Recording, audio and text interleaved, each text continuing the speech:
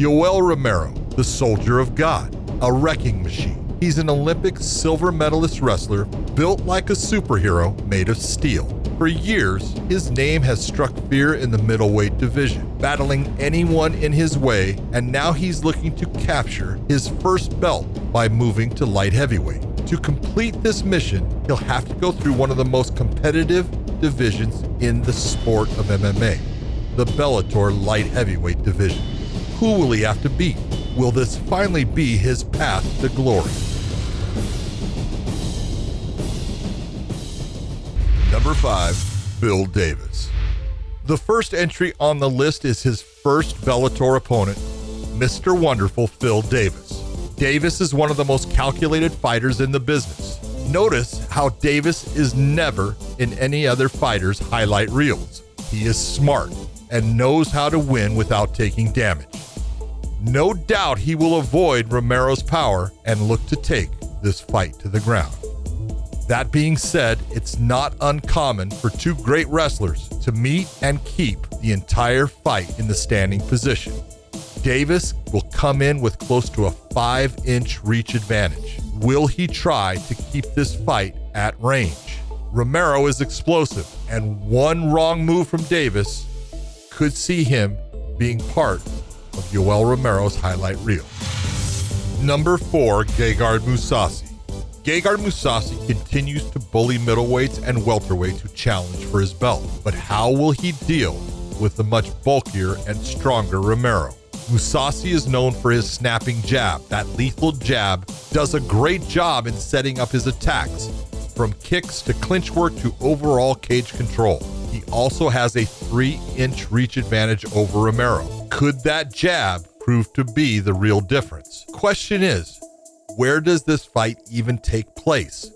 Romero has contested much of his career at 185 pounds. Mousasi has expressed an interest in moving up for big money fights to challenge for the belt. A fight with Romero checks both of those boxes, and the fighters will just have to agree which division this fight will take place in. Number 3, Ryan Bader. Finally, we have a fight where Romero has the reach advantage, only by a half an inch. But in MMA, that half an inch could be all that matters.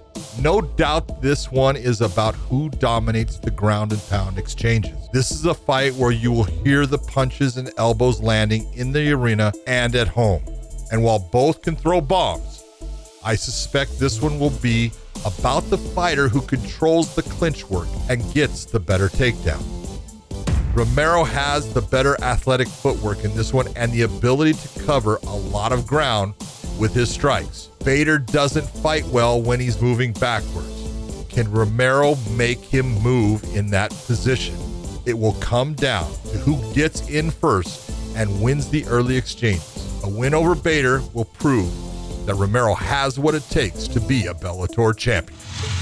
Number 2, Vadim Nemkov. The reigning light heavyweight champion, Vadim Nemkov, is possibly the most complete fighter on this list. His raw power and ability to dictate the fight could make him Romero's toughest challenge. Age could be a factor when it comes to this matchup. Nemkov is only 29 and getting stronger and better by the day. The Russian also trains with the current interim heavyweight champion, Vadim Nemkov, so he will be prepared for a well-built Romero. Nemkov has close to a 3-inch reach advantage, and he loves to set up the head kicks off of his striking. Romero will need to find a way to stay out of the danger zone while planning to get inside position on Nemkov and make his life difficult. Nemkov has built his entire game around Sambo, and that should make it an even playing field when it comes to the grappling arts. Romero may not be able to push him around in this battle. Number 1, Rumble Johnson. Fans have been excited for this fight since it was announced in the light heavyweight Grand Prix quarterfinals. That didn't happen, but this could be the biggest fight in Bellator history when these two finally square up.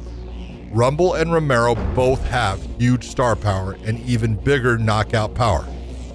It is a true clash of the titans. Rumble is one of the most athletic opponents Romero will face. Not only can he move, but he can end the fight while moving backward. If Romero chooses to try and pressure him, it could spell the end. And if Romero's head movement or level changes are not on point, Rumble could land one of those deadly right hands. And that is usually all it takes. But while Rumble has only had one fight in the last 4 years, Romero has taken on a top caliber of challengers in the division for the last 4 years. Will this experience give him any kind of advantage? This one will not be going to the judges. You can expect it to end violently and suddenly, and it will definitely go down in history. So who do you think Yoel Romero will have to go through in order to get that title shot? Share your predictions for each of these possible matchups in the comments and let us know which one you most want to see.